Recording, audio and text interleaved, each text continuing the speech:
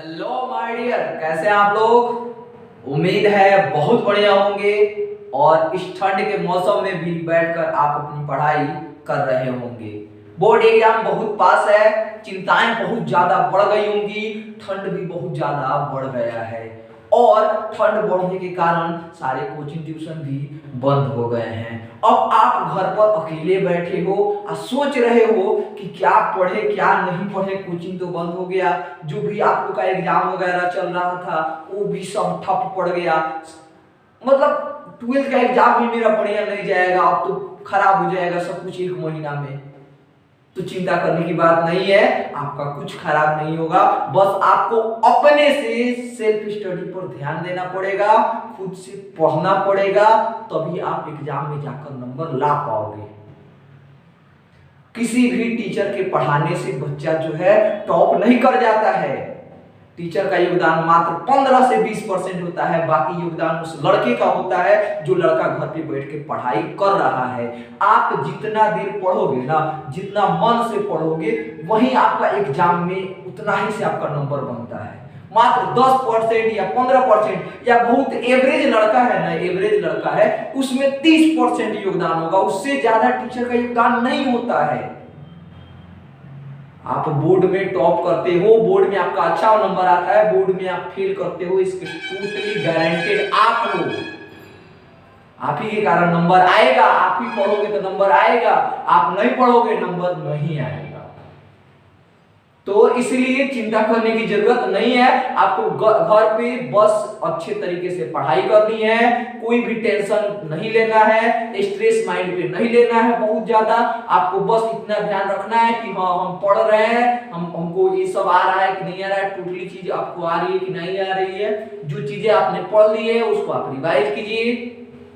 हाँ, इसमें आपको कुछ दिक्कतें आएंगी, मानता हूं मैं, बहुत सारी दिक्कतें आएंगी, जैसे कि जो लॉन्ग क्वेश्चन आंसर होते हैं उसमें दिक्कतें आ सकती है आपको, तो उसके लिए भी चिंता करने की जरूरत नहीं है। मैं वीडियो लेके आ गया हूं और आपको जितने सारे इंपॉर्टेंट लॉन्ग क्वेश्चन आंसर हैं जो कि एग्जाम में पूछे गए हैं या पूछे जाएंगे, जितना लॉन्ग क्वेश्चन बताऊंगा ना उससे बाहर एक भी नहीं आएगा। तो वीडियो को ध्यान से देखिएगा और इन सारे क्वेश्चन पे प्रैक्टिस जरूर कीजिएगा। चलिए तो देखते हैं चैप्टर 1 स्थिर वैद्युतिकी, जिसका चैप्टर का नाम है आवेश एवं क्षेत्र। उसी का कुछ लॉन्ग क्वेश्चन देख लेते हैं। सबसे पहला लॉन्ग क्वेश्चन आ जाता है, इसके थ्योरेटिकल पार्ट से आता है, जो कि आप शुरू में ही पढ़े हुए हैं। इलेक्ट्रोलिट के बारे में पढ़े होंगे, विद्युतदर्शी कहते हैं, इसकी बनावट और इसकी कार्य विधि की व्याख्या करना रहता है। 5 नंबर में क्वेश्चन पूछ देता है, बच्चे जो है छोड़ देते हैं इसको। चलिए अगला क्वेश्चन है, इससे डेरिवेशन पूछा जाता है। अच्छा, आपके एग्जाम में जो है 3 तरह के लॉन्ग क्वेश्चन आंसर पूछे जाते हैं। सबसे पहला है डेफिनेशन से पूछ लेता है, ध्यान रखिएगा, सबसे पहला डेफिनेशन से पूछ लेता है, 5 वो डेफिनेशन दे देता है और कहता है कि सारा का डेफिनेशन लिख दीजिए, छोटे छोटे क्वेश्चन को मिलाकर। लेकिन वो भी आजकल नहीं पूछ रहा है, आजकल 2 ही तरह के सवाल आते हैं। ये तो हो गया पहले का। अच्छा, आजकल क्या आते हैं, आजकल डेरिवेशन आ जाता है, डेरिवेशन आता है, और नहीं तो किसी का स्ट्रक्चर यानी बनावट, वर्किंग और एप्लीकेशन आ जाता है।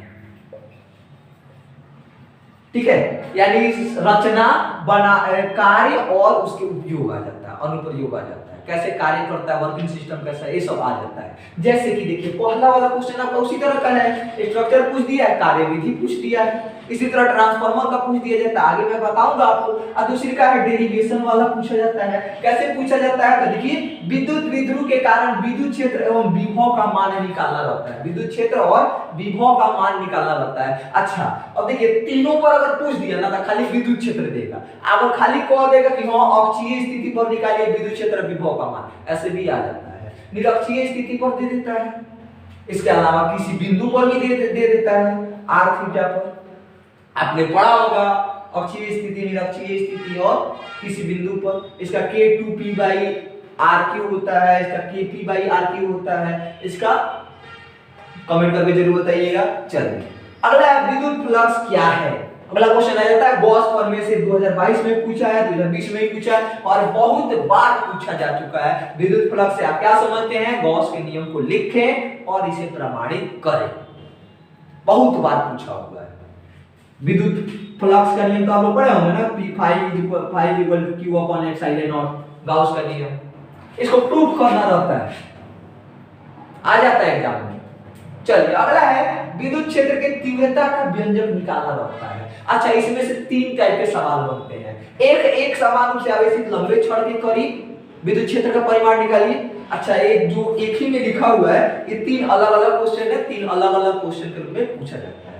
कभी भी एक साथ तीनों नहीं पूछा जा सकता है क्योंकि लंबा डेरिवेशन जाता है।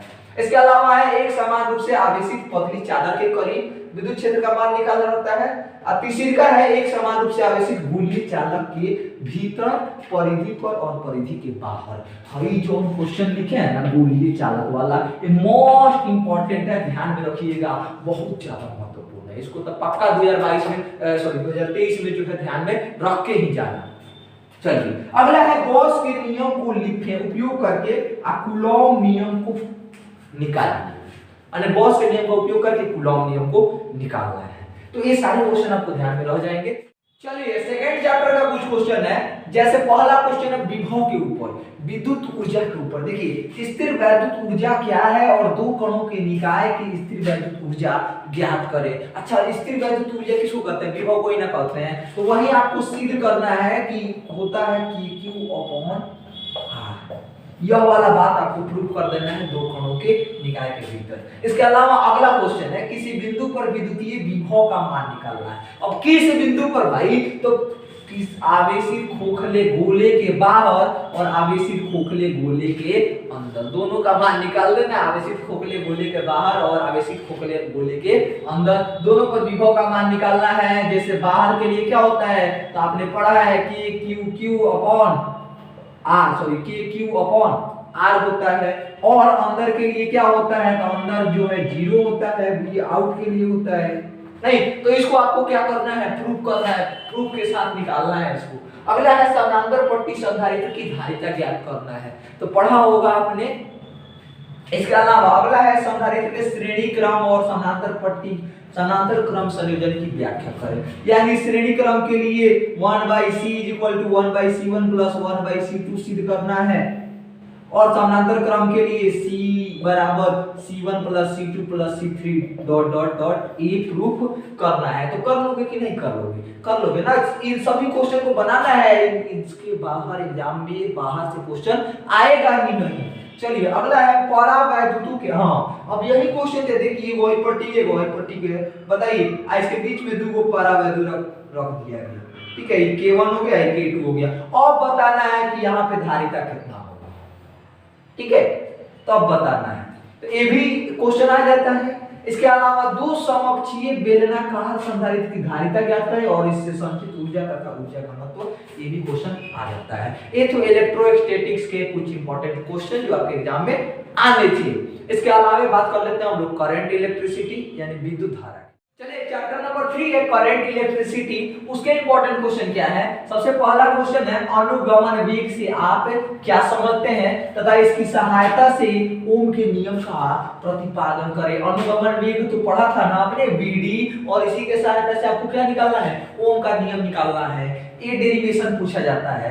अच्छा, दूसरी का पूछा जाता है प्रतिरोधकों के संयोजन और प्रतिरोधकों के संयोजन के श्रेणी क्रम और समानांतर क्रम की व्याख्या करें। पढ़ा होगा आपने Rs = R1 + R2, उसी तरह 1/Rp = 1/R1 + 1/R2 ऐसे करके पढ़ा था ना आपने, उसी को निकाल देना है, सिद्ध कर देना है। इसके अलावा सबसे मोस्ट इंपोर्टेंट क्वेश्चन किरचॉफ के नियम की व्याख्या करें और व्हीटस्टोन सेतु की व्याख्या करें। किरचॉफ के नियम को लिखना है, इसी के सहायता से व्हीटस्टोन ब्रिज को समझा देना आपको। इसके अलावा किसी विद्युतीय परिपथ के ऊर्जा और शक्ति का व्यंजक प्राप्त करें। आपके 2022 में ये पूछा गया था, उष्मीय परिपथ के लिए ऊर्जा का मान निकालिए, शक्ति का मान निकालिए। तो इंपॉर्टेंट क्वेश्चन है, ध्यान में रखिएगा। इसके अलावा मीटर ब्रिज के बनावट और कार्यविधि की व्याख्या करें। देखिए मैंने बताया है अभी कि दो ही तरह से सवाल आते हैं, या तो आपको रचना बनावट कार्यविधि पूछ लेगा, रचना बनावट कार्यविधि पूछ लेगा और न ही तो डेरिवेशन है। तो डेरिवेशन वाला काम हो गया खत्म। अब इस चैप्टर से दो को रचना बनावट कार्यविधि पूछा जाता है, एक मीटर ब्रिज का और दूसरी का आमीटर और वोल्ट मीटर का। दोनों को जरूर ध्यान में रखिएगा। चलिए चौथा चैप्टर का देखते हैं। चलिए चैप्टर 4 के इंपॉर्टेंट डेरिवेशन है बायो सावर्त नियम लिखिए तथा इसका सदिश रूप की व्याख्या कीजिए। जैसे हम लोगों ने कूलॉम नियम पढ़ा ना, वैसे ही बायो सावर्त नियम, बस फर्क क्या है कि वो विद्युत क्षेत्र में है और यह चुंबकीय क्षेत्र में है। ठीक है, दोनों पर क्वेश्चन आ सकता है। अगला है किसी धारावाही सीधे चालक के तार के करीब चुंबकीय क्षेत्र का परिमाण निकालिए। जैसे विद्युत क्षेत्र का पढ़े थे, याद कीजिए, इसी तरह चुंबकीय क्षेत्र का। उसी तरह किसी वृत्ताकार धारावाही छल्ले के अक्षीय बिंदु पर चुंबकीय क्षेत्र का परिमाण। ये वृत्ताकार धारावाही छल्ला हो गया, इसमें विद्युत धारा प्रवाहित हो रही है। यहाँ से किसी अक्षीय बिंदु P पर जो है कितना चुंबकीय क्षेत्र का परिमाण होगा उसी को निकालना है। अगला है एम्पियर का नियम लिखना है एवं उसके अनुप्रयोगों की व्याख्या कर देना है। पढ़े हैं ना आप लोग। चलिए अगला है परिनालिका तथा टोरॉयड की व्याख्या करें। परिनालिका क्या होता है, टोरॉयड क्या होता है, इन दोनों के बारे में लिख देना है आपको। इसके बाद है एक समान चुंबकीय क्षेत्र में गतिमान आवेशित कण की त्रिज्या, आवर्तकाल और ऊर्जा को ज्ञात करना है। समझे। अगला क्वेश्चन देखिए, साइक्लोट्रॉन की बनावट और कार्यविधि का वर्णन करना है। बहुत इंपॉर्टेंट क्वेश्चन है। एक समान चुंबकीय क्षेत्र में स्थित धारावाही लूप पर लगने वाला बल आघूर्ण निकालना है। ये दोनों जो है बहुत ज्यादा महत्वपूर्ण प्रश्न है, ध्यान रखिएगा।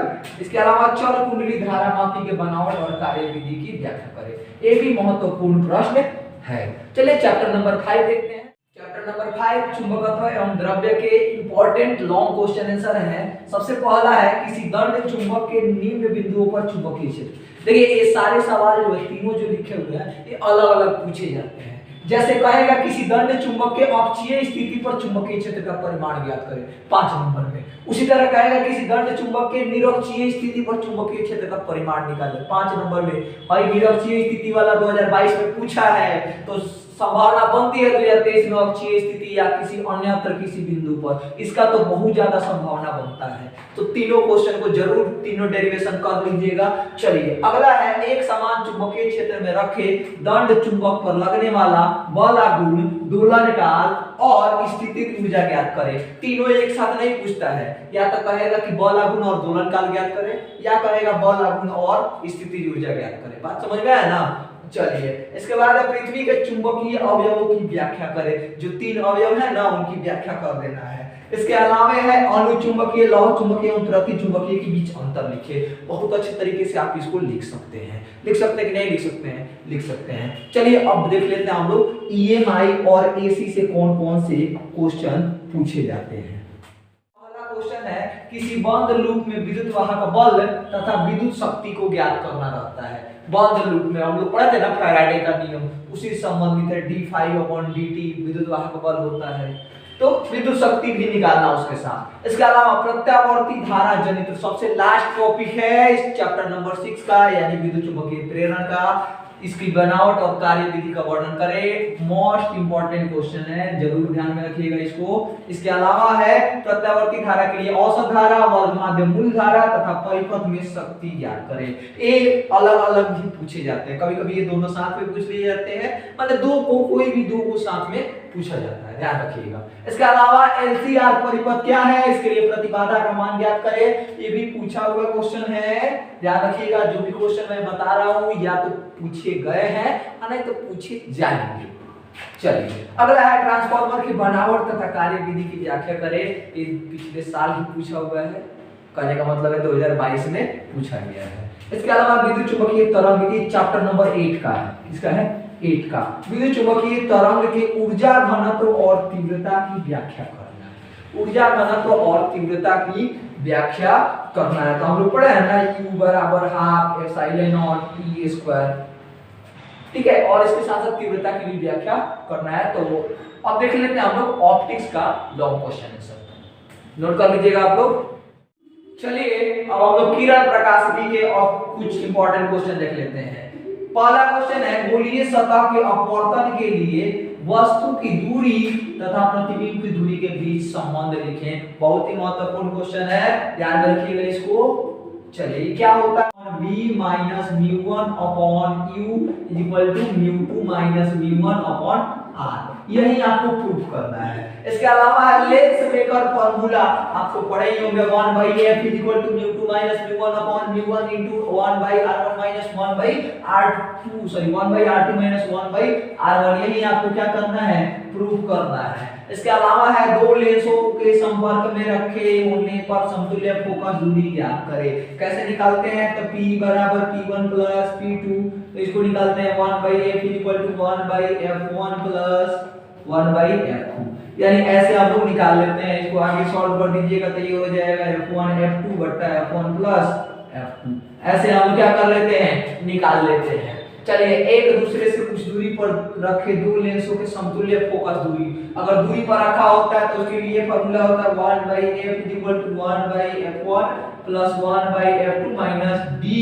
d क्या है उन दो लेंसों के बीच की दूरी है d f1 f2। ऐसे हम लोग निकालते हैं। इस फार्मूला को क्या कर देना आपको प्रूफ कर देना है। चलिए सरल सूक्ष्मदर्शी की बनावट और कार्यविधि का वर्णन, संयुक्त सूक्ष्मदर्शी की बनावट और कार्यविधि का वर्णन और खगोलीय दूरबीन की बनावट और कार्यविधि का वर्णन आपको कर देना है। इन सभी क्वेश्चन पे प्रैक्टिस जरूर करना।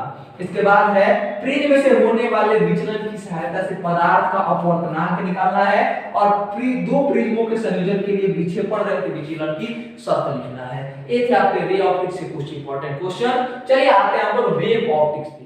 चलिए अब तरंग प्रकाशिकी के इंपॉर्टेंट सब्जेक्टिव क्वेश्चन है सर। सबसे पहला है हाइगेन्स का तरंग सिद्धांत क्या है और इसकी सहायता से परावर्तन और अपवर्तन की व्याख्या कर देना है। ठीक है, परावर्तन या अपवर्तन, या तो परावर्तन का करना है नहीं तो अपवर्तन का करना है, दोनों में से एक ही करना है। चलिए इसके बाद है प्रकाश का व्यतिकरण क्या है, यंग के प्रयोग द्वारा इसकी पुष्टि करें, इसकी व्याख्या करें। इसके बाद है यंग के प्रयोग द्वारा व्यतिकरण फिल्म की चौड़ाई निकालेंगे, तो अभी पूछा गया है 2022 में, तो इंपॉर्टेंट क्वेश्चन है।